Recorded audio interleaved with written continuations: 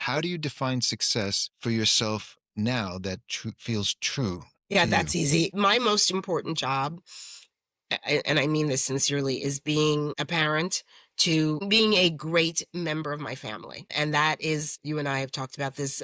Family is everything to me, and as I feel that it is to you as well. And I feel so lucky that my children are in a good place. But what's been interesting, I lost two parents in the past year. What the biggest gift that I could that no corporate job would have given me was by making that move, I had the space to be able to be of service to my family in a way that I never would have been if I had stayed in a corporate realm. And every day, that to me is way more, it's priceless. And it's when I think of measuring success, that's how I measure success. And I just feel so lucky. There's not a day that I don't wake up that I am feel so lucky that I am now in a place where I can focus on the things that are most important to me and most precious to me. I like the way you put that, and especially with family, that's, it's a very important piece for everyone. And nowadays, everyone recognizes that. I think our generation comes from that period of time where we we needed to, do things, so in a certain way. So after everything you've been through, how has your relationship with your own instincts changed? Like, how do you listen to your gut now, especially when something looks good on paper but doesn't feel right? Much braver. I'm much braver about making decisions that are aligned with who I am and who Kim I'm much more aligned with Kim's compass.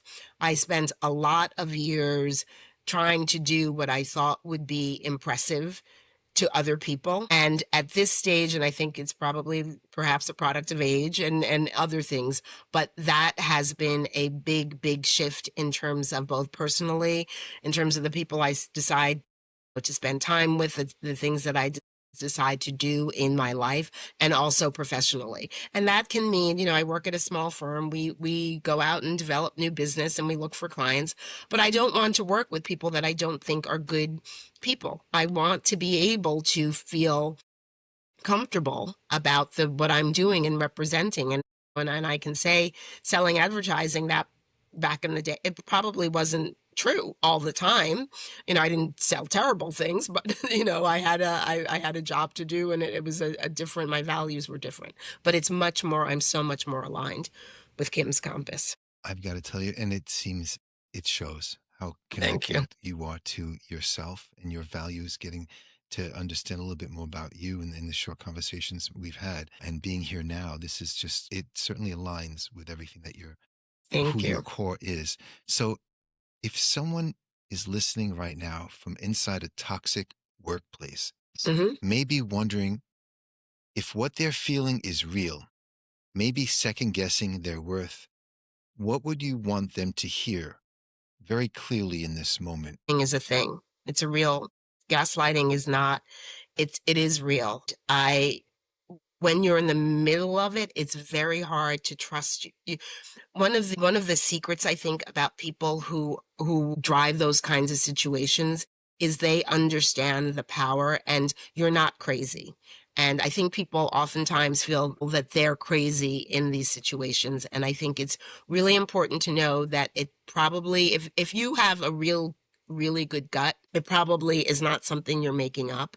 But you also have to be like yourself enough to give yourself the permission to talk about it within a trusted circle. I don't think, I think that if you're in a toxic environment, there's probably a lot of fear that's involved in that. And so you may not want to, sort of, the workplace is hard, and you don't want to necessarily go in a situation where you're like, oh, I'm going to do something and jeopardize my job, but give yourself permission to say, my feelings are valid, and I need to find people that I can trust to just talk about it and seek help if you need. I mean, if nothing that this, we were talking about Gen X, if nothing, or Gen Z, I guess, if this generation has taught us anything, it's that it's okay to take care of yourself as well as take care of your company and everything else. And so I would tell people that they should listen to their gut, seek, seek help. There's a book that I read when I was going through the situation called In Sheep's Clothing. And it was about, and someone actually in my family who had gone through a similar toxic situation recommended it to me. And it just sort of broke down different personality types of people that can get you in that cycle. I've recommended it to several other people who have been gone through that situation, and I thought it was very helpful. It's called In Sheep's Clothing. I do think it's a helpful resource just to know it's not just you. Have you ever faced a moment that changed everything? A loss, a new path, or an awakening that forced you to rewrite your life? Pivot Point is a podcast that explores those stories. I'm Nick Michael. We'll dive into how pain can spark growth and how crisis leads to clarity. Subscribe to Pivot Point today. Welcome to Pivot Point Strategy for Change. I'm Nick Michael. There are moments that quietly rewrite us, not always announced by crisis or catastrophe, but by a steady, persistent signal that something essential is no longer aligned. The life that looks successful from the outside no longer matches the truth being lived on the inside. A pivot is rarely loud. It doesn't always arrive with a dramatic movement of clarity or a single event that changes everything.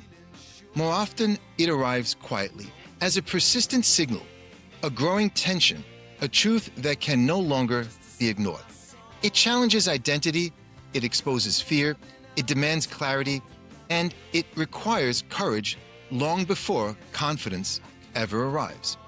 This is the space we explore on Pivot Point Strategy for Change, the space between what was and what could be.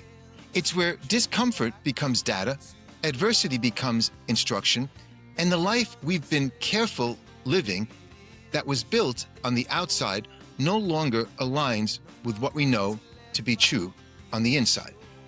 There are seasons when success on paper and distress in reality collide, when the title, the paycheck, and the perks no longer align with how we truly feel. Sometimes that tension is invisible to everyone around us. Yet inside, it becomes impossible to ignore. And in that moment, that inflection point, we face one of life's most important questions. Will I stay where I am, or will I pivot? Today's conversation is about what happens when a person decides that their circumstances will not define their trajectory. When staying starts to feel more dangerous than leaving. When the most powerful move forward is not acceleration, but alignment. When change is not a reaction, but a strategy. Our guest, Kim Steiner, is the Vice President at Force Recruiting and brings more than 2 decades of experience in media sales to everything she does. But her story is not just a professional one. It is the story of a person who, more than once, chose the harder path in order to live the more meaningful one. A story that moves through adversity, identity, loss, and ultimately transformation. Kim, welcome to Pivot Point Strategy for Change. I'm very excited to have you here with us. As you know, tell us about a pivot that you'd like to talk about. First of all, thank you so much for having me. And I loved your introduction because it allowed me to really take that journey. And the pivot that I would like to sort of talk about is something that has infused not only that particular moment, as you said, but really did largely set up the trajectory of my career. So I will step back to say I'm a native New Yorker, and by definition, I think that makes us very competitive, but also very driven by a lot of the things that we see, a lot of, or at least I will speak for myself, a lot of the trappings, a lot of I want to make sure I can get to X, Y, or Z place. And then once you do arrive, which is exactly what you were saying, what does that mean? So I was in media sales for more than 20 years. I've since pivoted into recruiting, as you know. But what was interesting about this specific moment you're talking about, I was at a role where sort of the The shift happened for me was when I was at a role at a company that I had always wanted to be at. There were certain big brands in media. Unfortunately, I worked at several of them. Condé Nast was one, Time Inc. was another, Hearst was another. And I was at one of those companies in a job where that I always thought that I wanted, which was being the number two, reporting directly to the president, having all of the trappings that again I thought I wanted in terms of being able to travel, do all these glamorous things, everything that looked terrific on paper. But where the disconnect came for me really was that I was working for a person who was not a good person. And interestingly, I knew with my eyes going in, and this is why it was almost more poignant for me.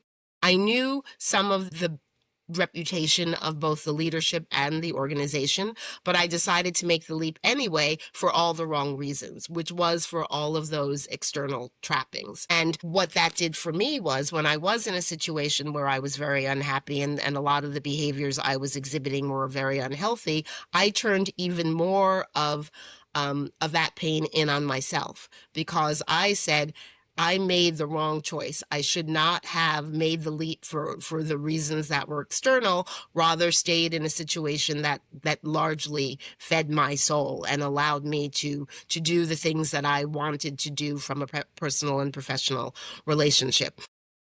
So I did leave after a fairly short time and went into another role, and we can certainly talk about that.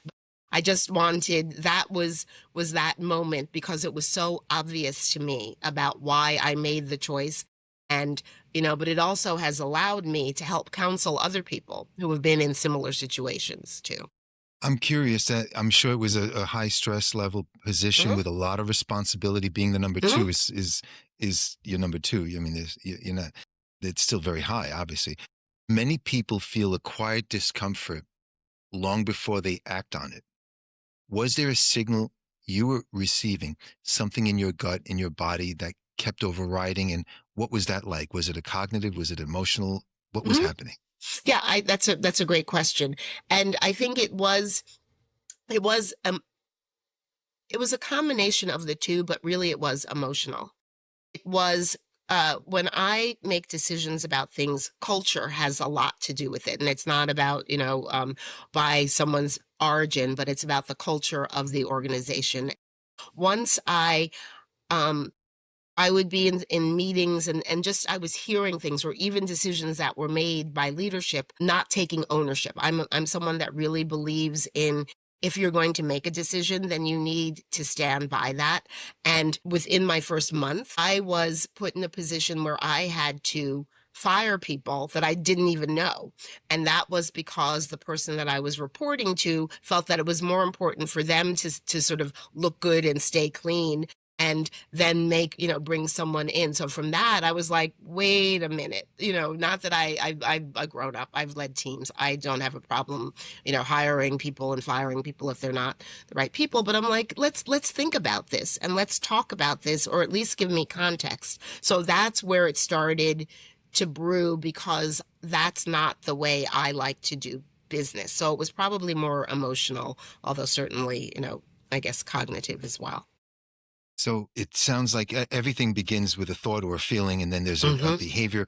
And even though it may not happen the next day or tomorrow, weeks from now, a month from now, you make a decision in the back of your mind, and then slowly it begins to manifest. You described also, an environment that sounds like it was genuinely toxic. Without going into anything you prefer to keep private, how would you describe the atmosphere that place had, and when did you first realize it was affecting more than just your work and day-to-day emotional state? Sure, happy. I think I first realized it. I'd say again, just to give everyone context, I was probably there for about 14 months, so it's not as if I have 4 years of experience. So I realized it fairly quickly, and again, that added to the emotional stress because once you're there and you're like, uh-oh, this that in the period that was supposed to be the honeymoon period was not. And so I would say probably within the first 2 to 3 months, I realized it. And when you were talking about, behaviors, I became a different person. And I tend to be a private person. I think I internalize things, but I had gotten to that stage where almost felt like pieces of who I was were almost being like picked at me and picked apart. And I could feel myself disintegrating. I could feel a lot of the confidence that I had formerly had, questioning the decisions that I made just professionally. But what scared me or concerned me the most was when my parents could see it and hear it. I happen to be close with my family. I am a parent of children, but when just hearing me, they were like, something is not right. What is happening? And when I would get to the stage where literally before I would go to work, I would almost I would dread it. I would get to the office early because I would need to almost center myself to do that. And then I had quite frankly, I had expense accounts so I could go out for lunches and drinks and things like that. And that started that sort of almost self-medication. That was the kind of behavior that I was exhibiting as well, just because I was in such an unhappy place. I hear where you're coming from exactly. And I hear this often where the body sends a signal and the mind, and if you're kind of like me, you're a Gen X person, so you're going to go right straight through it like you've been taught. Mhm. Whatever attracted you to the position, you accepted that and you're in this new role. And there are times where we rewrite the script and it's almost like a form of denial in order to keep going, but it's an acceptance of the greater good. And this is what I've been hearing from many when I speak with them, that Mhm. the narrative changes. What did you have to say to yourself to keep going at the expense of ignoring your emotions and your body? Because your body sends signals of discomfort, of pain, of frustration. How did that work out for you? That's a really interesting question, and I really like that. In terms of what did I have to say to myself to keep going, that was twofold. One was that I didn't want to fail. I'm someone that really fears failure, and I felt so that was the internal tension, and I sort of alluded to it before because I felt that I had failed myself. And I thought that if I left the situation, even though it wasn't healthy, that I would be, admitting a failure. And interestingly, admitting a failure in terms of, I couldn't do it, but it also meant that I felt the person who, because it was largely one person who made the environment, at least for me, toxic, had won. And that was interesting because it's that gamesmanship, I think, that I played in my mind. And in this particular instance, I was, my boss, the only I'd say we had a few pleasant conversations when I started and when I left. And so it was that why am I going to push through? Because I don't want to let this person know that they've taken me, that they've broken me down so much. But at a certain point, I had a great support system. My husband was like, it's not worth it. And I was able to make a move and get into another situation so I didn't have to leave without something, another job. Because again, very important to me, driving, that kind of drive. But I was able to say enough and let me start looking for other options in my life.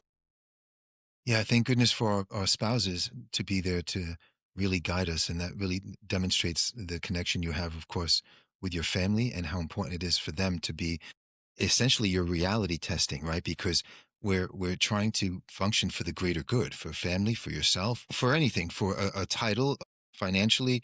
I'm sure a lot of people blame themselves when a job goes wrong, Hmm. especially when they've worked hard to get there. And you've Hmm. certainly worked hard. You've paid dues to get to that point. How did your thinking shift as you began to understand that what was happening wasn't a reflection of your worth or your ability? Yeah, I think some of that was using my circle, leaning into my network, particularly my professional network, but my personal one too, because I did, in terms of thinking, is it me? Because again, I'll use me. You do start to internalize it exactly as you said. But what I was able to do was allow myself to be vulnerable enough. And vulnerability, I think, plays a big role, or at least plays a big role in the way I, sort of represent myself and to give myself permission to be vulnerable, to go out and talk to other people who understood the situation, outside of my family, because my family is fantastic, but they're always going to lean in from an emotional standpoint. Of course, So I needed to sort of start talking to people that understood my industry, understood the situation, and to say, you know what, again, it's that vulnerability. It's being able to say, you know what, I'm not in a great place here, and I need to lean on you. yeah. Many people are reluctant to, especially the higher up you go. Many administrators I've seen in different settings in the healthcare and administration and school settings, they're alone and they're reluctant to share. So because, and I'm sure for you, so much of your identity was tied into your career and to being second in command. How did you navigate the internal conflict between the image of success and the reality of what the role was doing to you? That's that's a really, really interesting question, and I don't know that I did it Um, well or the right way. I'd say that was the biggest challenge. That was really the biggest challenge for me. And that's where, again, it sort of compelled me to have to make the move, because it was a part of the role, the company, the position was reporting to number two at a division of a very big company. So some of that too is that internal politics, because you can't necessarily let them see you sweat when you're outside. So there too, it was, I don't, I have to, I hate to not answer a question, but I want to think about that more, because I no, don't we can know come that I back to did that that. well. I Yeah, had to bring that up because you've sure. also said that giving yourself permission to leave, despite the title, despite the perks, was pivotal. What did you actually have to let go of internally in order to make that choice? Yeah, Because for me, that's, I like to focus on the internal aspects yep, that happen weeks and months before. And then somehow the invisible hand just guides us and we go towards the change. yep. What had to happen internally was everything, what I had to, and this largely also relates to the pivot I made to recruiting.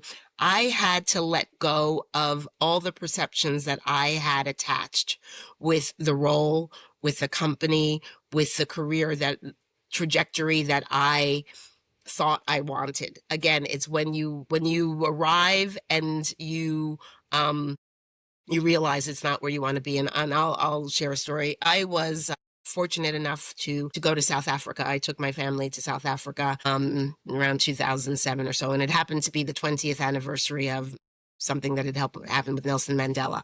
And my children got to go to Robben Island, and I would have those times when I would be at work, and I think it sort of plays to this, where I would say, I would be walking the halls of this beautiful company and all of this, and just say, I don't know how Nelson Mandela did it, because how can to be in a prison, because I realized it was a prison of my own making, and I had to get to that place where it was, what's more important. And I had been, and I was like, I don't know how he was able to do this for 23 years. I can't. I'm so broken. And so that allowed me to make the break with all of the things I thought I wanted, and helped me reframe what was important to me. Wow. I'm struck by the connection. I've been to South Africa. We've traveled. I worked for the airlines, as you know. So that's a very telling kind of And connection. I figured that Yeah. would perhaps be one that Yeah. that you would Yeah, appreciate. connect with, yeah. So after you left, you described feeling, I know, a mix of emotions, revenge, joy, excitement, but also fear and uncertainty. Mhm. How did you make space for all of that without letting most painful parts of it define the story you told yourself going forward? That's interesting. I think some of it was about being able to be in a place where I gave myself permission again to write my story, and to not have someone's perception of who I was define who I actually was. And to find a situation, both personally and professionally, where I would be able to take everything that I found valuable to a place, and help and make my mark individually that way. But it was having to, you know, that being able to say someone else can't define me. I have to really look and do some soul searching and think of who I am. Well said. Wow. Looking back, what do you know now about that decision that you couldn't fully see in the moment? Because oftentimes Hmm. we have blinders in the moment. Yep. I couldn't see at that moment, I couldn't see how valuable that experience would be for me as I help to counsel people, both personally and professionally, because I was so locked into my sort of pain. And what I didn't realize, and again, the perception of beautiful things outside, how many people, all of the outside trappings and sort of falling into that. But since I left that role, I have been able to talk with, support, and counsel so many people who have been in similar situations. And I never knew that that would be an upside. I never knew that something that was one of the most painful experiences in my life would be able to be allow me to be a resource for so many other people. I'm curious now, leaving a corporate role with a steady paycheck and benefits for a commission based type of entrepreneurial path is a significant risk. What felt most at stake for you when you made that call? Was it financially, emotionally, in terms of who you believed yourself to be? Um, I would say definitely financially, and fortunately, from an emotional and who I believed myself to be standpoint, I was happy to make the leap. So, as you know, I'm now a recruiter. I work at a boutique firm, and the joke was always, and I was in media, and media is anyone that knows what's, you turn on TV. It used to be three networks, now there are 300 channels. And I was worked in magazines. There aren't any magazines. But so when I made that decision, I was at that point where I saw what was happening in the business, in my industry that I used to love, and I didn't love it anymore. So I was able to make that break emotionally and from that career standpoint. But I was also in an industry, as I alluded to before, that had fairly nice perks where I could, just being honest, I could travel to nice places and somebody else was footing the bill, and I could do all of these nice things. To now go into I was the fifth hire of a 4-person entrepreneurial firm. So it's a roll up your sleeves. It's things are not the same. We sort of say you eat what you kill. um, if you're a salesperson and you make placements, you'll do well, but there's no guarantee. And now I was no longer, you know, Miss whoever at a company everybody knew. I was it was much more about relying on my reputation and being able to be in a new area. So, but I had to get there. I was not, if someone had said to me 10 years earlier, can you walk away? Wasn't in that place, but I was at the stars aligned, and fortunately some things financially allowed me to have that space also. You're listening to Pivot Point Strategy for Change.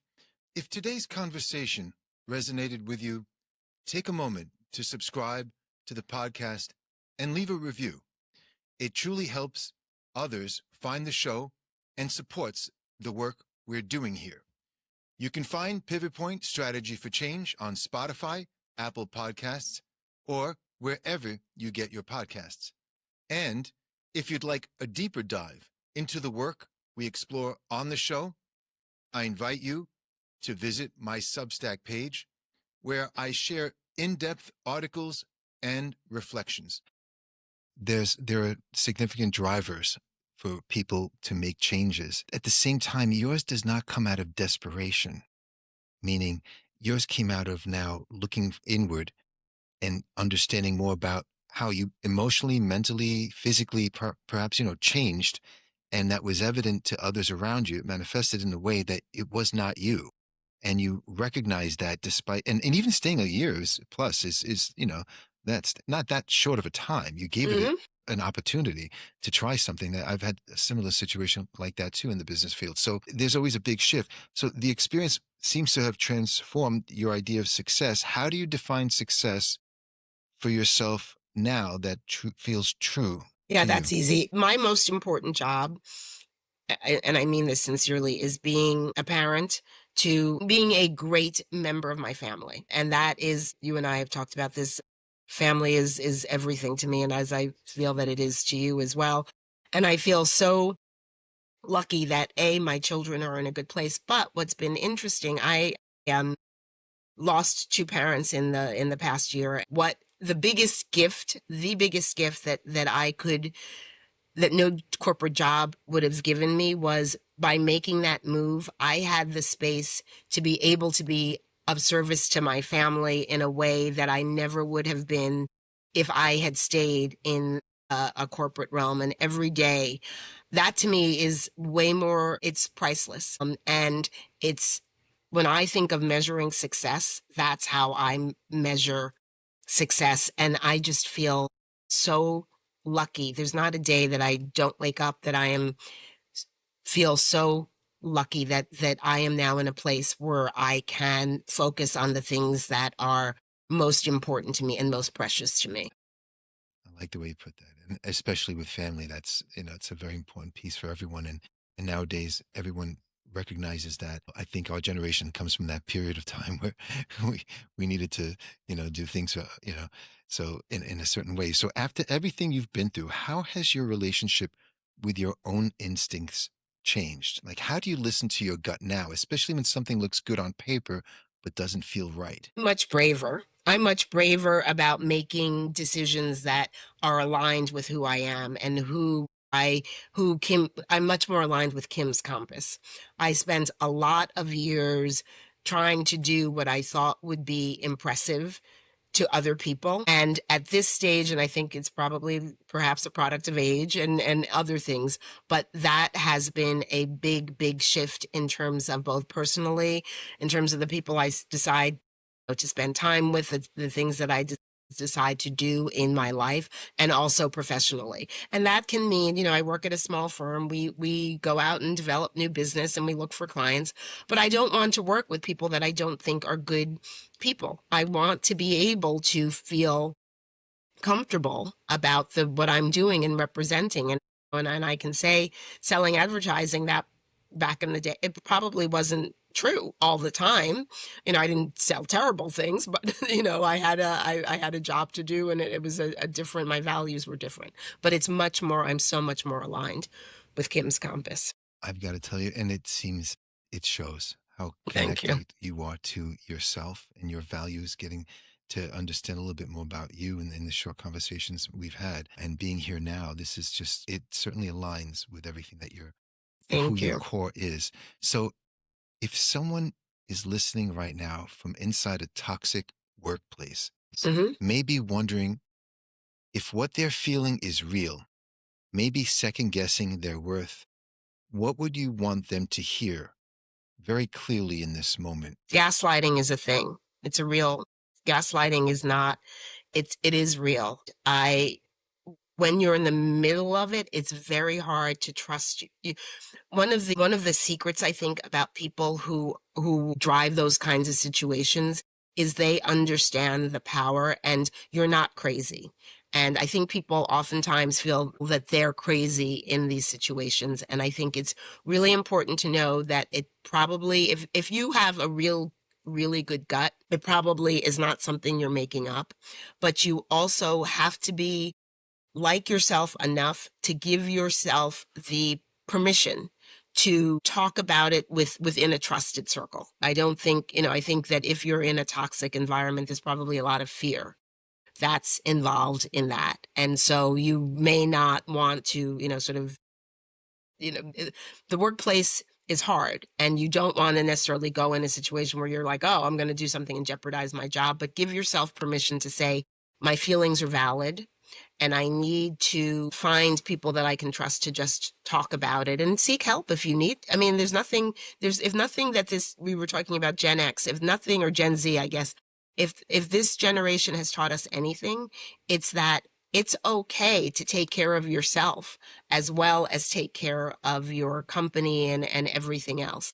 And so I would tell people that they should listen to their gut, seek seek help. There's a book that I read when I was going through the situation called In Sheep's Clothing. And it was about, and someone actually in my family who had gone through a similar toxic situation recommended it to me, and it just sort of broke down different personality types of people that can get you in that cycle. I've recommended it to several other people who have been gone through that situation, and I thought it was very helpful. It's called In Sheep's Clothing. I do think it's a helpful resource just to know it's not just you. No, I appreciate you mentioning the book and recommending that. If you could go back to your former self at the moment of your pivot, knowing what you know now, what would you tell yourself? Something only you could tell Yeah. yourself. I congratulations for putting yourself first and for putting the people that are important to you up there too, because any decision that I made wasn't just about me. And I was very stressed about it, but I would congratulate myself for walking through the fear to make a change. So that's really what I would do because it was very scary and being in those situations were very scary. But by walking through that, Would you be able to hear it then? I don't know if I could hear it then. Yeah, no, I'm I don't know, but there are definitely moments. But what's been interesting is over the course of my career, I've been able to hear it when I've walked through other situations that have been scary. That's when I could hear it. Not then, but a few years down the track. yeah, I asked that question to everyone. And I know when we're imparting some of our knowledge or experience, our know-how to young people, even if you're in your 30s, young people, so there's this impact that they take it in, they hear it, they may not really listen, and they might say, well, that was your experience. I'm different. And I'm curious to just lead us into one of the topics we've talked a little bit about, which is really the Gen Z kids. And we both have our own set of Gen Z Hmm. kids. Hmm. And we have a lot to offer, Hmm. and they are in their 20s. Hmm. So they have a lot to do and believe in themselves, which is wonderful. So, what have you noticed about Gen Z and how they navigate the job search process? And what does that reveal about their values, their concerns, and hopes for their careers? What can you say a little bit about our favorite new generation? Yeah, Gen Z. Well, Yeah, it's actually interesting when you were saying Gen Z because we have talked a lot about Gen Z, and I'd say Gen Z is interesting because when I talk to my children or other people in that age group, where they really see the marker is that COVID. I never realized how big like for my experience with COVID was very different than theirs.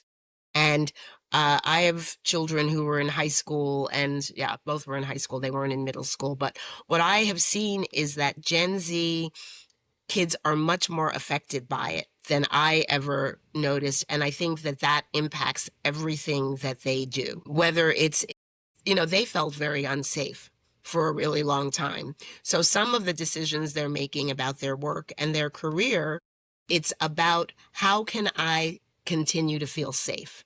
And by that, I may not want to I know my home is my sanctuary. I know that going to an office is something that makes me uncomfortable. I want to write things on my terms, and one of the reasons I want to have things on my terms is because I I can relate, and it gives me comfort that I didn't have at a time when I was growing up. And I'd say some of them, in all honesty, didn't have the level of maturity because they didn't have the social interaction. They didn't have, some of the going to classrooms or even starting jobs where I knew my first job was in an office. I understand the value of being in an office and the relationships you build. A lot of the Gen Z kids never did because that wasn't their experience. So that's what I have sort of what I counsel some kids, some young people. I shouldn't call them kids, but some young people. I think they're kids. They know Yeah, they're kids. Yeah, I don't when think I it's an count insult. exactly when I counsel kids, it's about understanding that you do need to find things that, that give you joy and fill your soul, but it's also your job. If you decided, I always say it's going to sound basic, it's called work, not play. And there is a certain level of responsibility that you need to bring to a job, to a career. You may not be doing the same thing forever, but if you're expecting that every people are going to make compromises for you, I need to understand the intrinsic value and have it demonstrated of what you're providing to me. It's not it's it's a everything is a two-way street. And that's what I when I I'd spend a lot of time hearing people. Sorry, I'm going off on a tangent, but I No, just go heard right it ahead. today. Someone was saying a few of our candidates were being interviewed, and someone said, what is it that drives you? And they were thinking from a work standpoint, they were going to get the answer. Someone's like, well, I love my apartment. I want to be in a bigger apartment. I want to do, and it's like, we understand that. Perhaps that's not the way you express it when you're talking to an employer, but they feel much more comfortable talking about how what they do fuels everything about, who they are and their personal life. So it's just interesting. Those are the kinds of things I never would have said that in an interview. I would, it was always about employer first, not about Yeah, me. I'm curious what your take is. What do you think are the biggest misconceptions employers have about Gen Z as job seekers? I would say that the perceptions that employers have is that they want everything on their own terms. They would, they are not lazy, but they only want to work when they want to work, and they don't necessarily traditional etiquette that as it applies to a workforce is not something that's important to them. So I think that they really see it as, you know, employers feel that Gen Z um, goes in the attitude of we as employers owe you as employees something, and they want to run the companies. And I'm kind of chuckling because this has been true, I think, a lot of times for young people in general, that want to run but that's what I would say. Oftentimes it's that they don't have the drive, the work ethic, and they want everything to be on their own terms. And those are the two things that I sort of have heard a lot. So, how has Gen Z changed the way you approach recruiting, especially in how you communicate or evaluate fit or present opportunities? Has that impacted the work Yeah, you're doing? it has, and it's interesting because I started during COVID, and now, it's been what, 3 years or so post COVID, and it was a very different time when I started versus now. Now I would say we're almost the pendulum has swung back to in many ways the way the world was pre-COVID, at least in places like Manhattan, in terms of people being in the office. So what I've done now is I do a lot more asking, not just about hard skills, but about soft skills and values, because companies are hiring more than ever for fit. And so with Gen Z, or with younger people, I spend more time digging into that side, because that also tells me how they're going to show up on, with interviews. But I also do a lot more in terms of preparing, trying to help sell the sort of softer things that companies don't always you can't always find from a company website. So I also try to explain, let them know about culture, because I do think it's important for them. I think it's fair, but that's something that I didn't do. Earlier, or that never was really true, I don't think, or as true Yeah, pre-COVID. yeah, well said. So, in your experience, what role does social media or personal branding play in how Gen Z finds and applies for jobs today? Plays a huge role, because it's, Gen Z is always on, right? They never there so many of the lines that they have blur, and they may be on, not only are they on TikTok, they're making TikToks, they're looking at LinkedIn, so everything goes in there. So what they do is they do a lot more due diligence about companies when they're looking and evaluating, or industries. So they themselves use it as a resource. Like someone was saying, I'll look at a company site, but what I'll really do is go on Instagram and start messaging people who work at a certain company, because then I get a sense of who their employees are. I can then, if I build relationships, I can also sort of get the real deal about, what's happening at a company. But by the same token, Gen Z they're their own brands. And so that's also interesting because they have such a big presence in social media. And what I've had to, again, sort of counsel people in that generation is, yeah, employers are also looking at your social media too. So you have to make, I understand if you want to have Instagram and TikTok and all of that. I recommend to young people that they have at least two. If they want one that they can share with a profile, they can share with their friends and do all of the things that they, want, because we all were young and we all do stuff. But you also, I think it's also important for them to understand that all those channels are being evaluated. And perhaps they want to have things that are represent them more professionally on the channels that they share.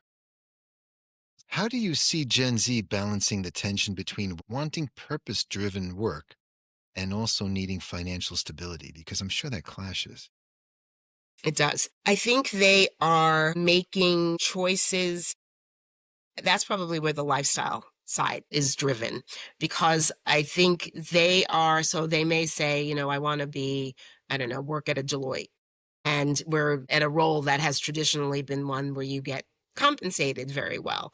But I want to work, and I won't use Deloitte. I want to work at a firm where I can be a consultant, where I then can sort of work my own hours and define my own path, so I know that if I can work x number of hours, but I can be in a role where I can perhaps take some time off and do purpose driven work, whether that's going to another country and helping, or helping other employees. So I think that that's where they're looking and making, again, it's not just about the one career or the one job, but it's about how it will impact all the other aspects of their life. And I think they're very stressed right now about money, So it's hard. It's really hard right now. I don't know what the answer is, and I don't know that they've figured it out. No, I appreciate hearing that because I'm also curious about, I'm noticing young people, just in general, millennials Hmm? included, under 40. They are noticing the baby boomers and Gen Xers, or anyone, the silent Gen, whoever they are. They're noticing we've spent a lot of time with our work and the increased level of stress and the what's the word? Just the sacrifices we've made and how it impacts our health, both physically health and mentally health.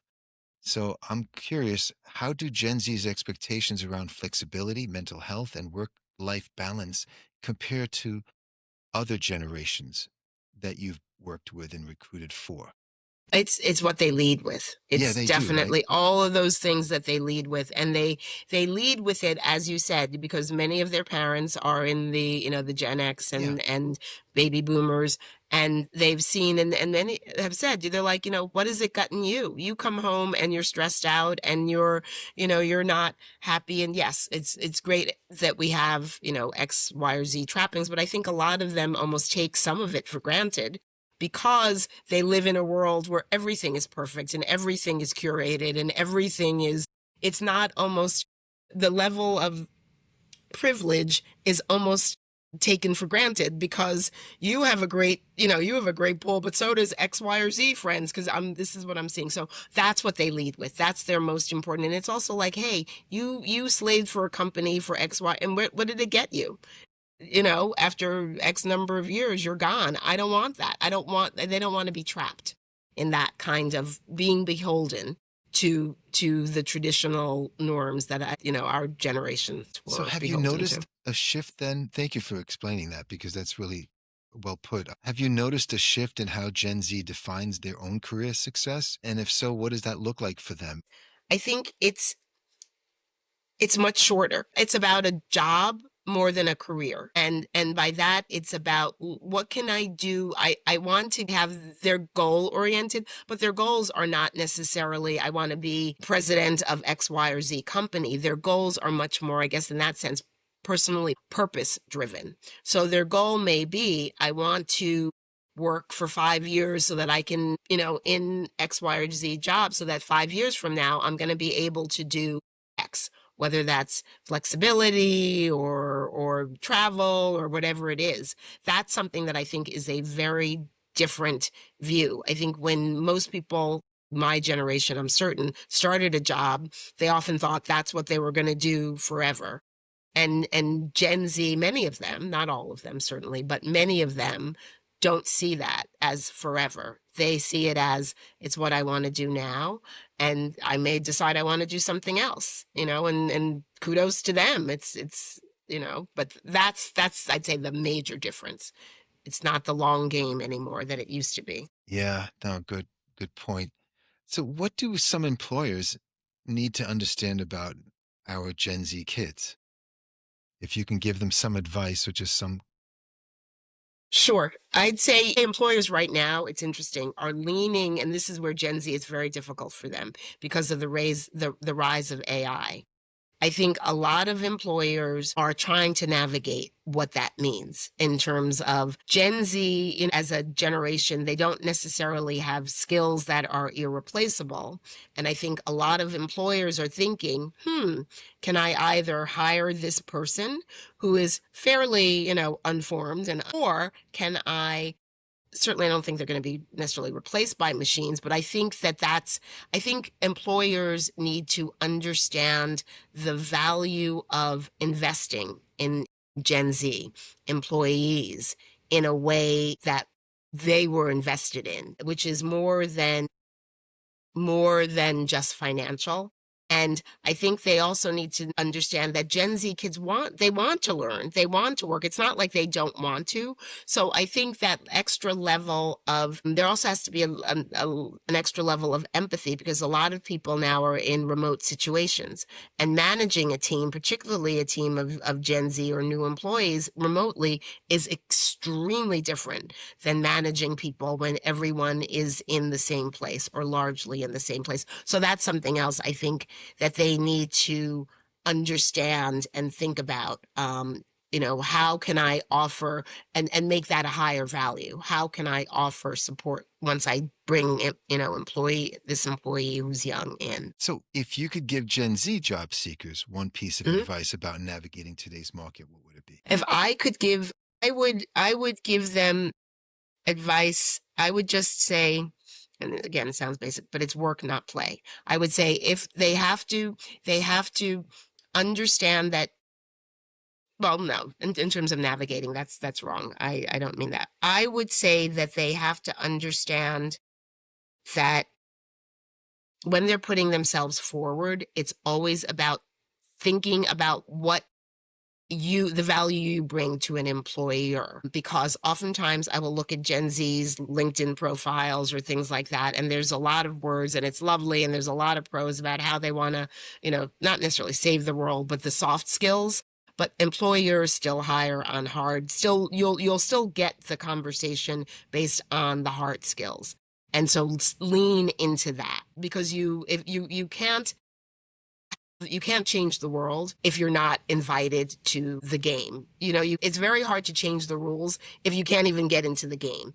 And I think that that's where Gen Z sort of has to think about, how can I at least get in and then become a part of it. But if you're not in, if you're always on the out, you're not gonna have that opportunity. Yeah, I'm concerned for many because they feel on the outside or not included in some way, and that turns them elsewhere. I don't know Hmm. where, but they go elsewhere. So finally, for someone who knows they need to pivot but feels terrified to begin, what is one honest, compassionate first step you would invite them to take? I would invite them to take connecting with the people that can show them love and support, because so much again of that is, you feel there's so much oftentimes that sort of tension and pain. And I think to make those brave choices, you need to feel good about yourself. And I think that the first way you can feel good about yourself is by finding people who feel good about you. And, then you're sort of at that place, because again, I talk to a lot of people and they lead with all the things that they're not. And my point is, think about who you are. You're fantastic. But in their mind, their narrative, the tape that keeps playing is all the things that they're not. And so I think they need to spend some time doing some soul searching, but also with other people who can say, yes, you are. And that will allow them to go out in a different way. That's really striking because you're focusing them on their strengths and who they are, and not their deficits and what they think they should be. Because I think many might focus on what they think others are going to need and realize they don't have that, and then they don't try. I think that's what Right. I tend to see more often in my office. Kim, what stays with me from our conversation is not simply a decision the way you made it to leave, it's the series of quiet, difficult choices that preceded it. The choice to finally listen, the choice to value yourself over the validation, the choice to define your life by what it holds rather than what it looks like from the outside. And your pivot didn't just change your career, it changed how you show up for the people who matter most to you. It changed how you understand your own worth, and it created space for something that no title or paycheck could have provided: presence when it mattered most. The lesson you offer is one worth sitting with, that the most dangerous place to stay is not the one that feels uncomfortable, but the one that quietly convinces you the discomfort is your fault. I want to speak directly to you because right now, at this moment, what you did deserves to be named clearly. You didn't leave from a place of desperation. You left from a place of earned stability, years in the field, financial security, seniority, and a professional identity that most people spend an entire career trying to build. And yet you had the courage to look at all of that and say, this is not enough because it's no longer me. And that is not a small thing to do. That takes a gift. That takes an uncommon level of self-awareness. And I just want you to be aware of that. And I want to also say that those who work with you are very fortunate to have you in their corner because you come from a place of experience, a place personally, professionally, and you can certainly lead them and guide them through the fear of something unknown and the uncertainty, and really in a way that others cannot. So it's no small thing. It takes grit, and that's takes an uncommon level of self-awareness, and takes a willingness to tolerate the discomfort of uncertainty when everything around you is telling you to stay and be comfortable and stay Hmm. put. And then for you to step into recruiting, to now be the person who guides others through career transitions, through reinvention, through the fear and the uncertainty of what comes next. It's not a coincidence. And it's a calling that shaped everything you lived through personally and professionally to get here. And I want your clients to know this: the person sitting across from them has not simply read about career pivots, she's lived one. Well, She's thank you. felt that weight of that decision, carried the doubt, and chosen herself anyway. That is a rare and powerful thing to bring to the work that you do. So again, the clients you serve are truly fortunate to have the opportunity to work with you, Thank you. primarily because you've experienced firsthand what it means to confront, manage uncertainty, and spearhead major change to make a significant career pivot, and to come out on the other side with greater clarity and greater purpose and greater strength. In a workforce where so many people are being asked to reimagine who they are professionally, your experience, what you've felt personally, what you've navigated professionally, and what you now offer as a recruiter is something that others have so much to learn from. And I hope that, and I know you won't ever underestimate yourself and the power of what you bring to the room. So, Kim, I just want to thank you for your honesty and your generosity and your willingness to offer your story to others who may be standing exactly where you once stood. Well, thank you. And this was wonderful. And I'm so glad. And hopefully, as I said, my biggest thing is I hope that my story helps other people, particularly now. It's a very tough time right now. A lot of people are going through tough personally and professionally. So And thank you. well, thank you for coming on Pivot Point Strategy for Change. And to everyone listening, if something in this conversation resonated with you, I invite you to pause for a moment and ask yourself, where in your own life are you staying because it looks right, when it no longer feels right? What signal have you been receiving that you haven't honored? A pivot is not a failure. It is not giving up. It is the deliberate decision to choose alignment over appearance and to trust that the path forward doesn't have to look like the path that came before. Until next time, identify your pivot, trust the signals you've been trying to ignore, and begin to design your own strategy for change. I'd like to leave you all with one question. Think about it. What's your pivot point?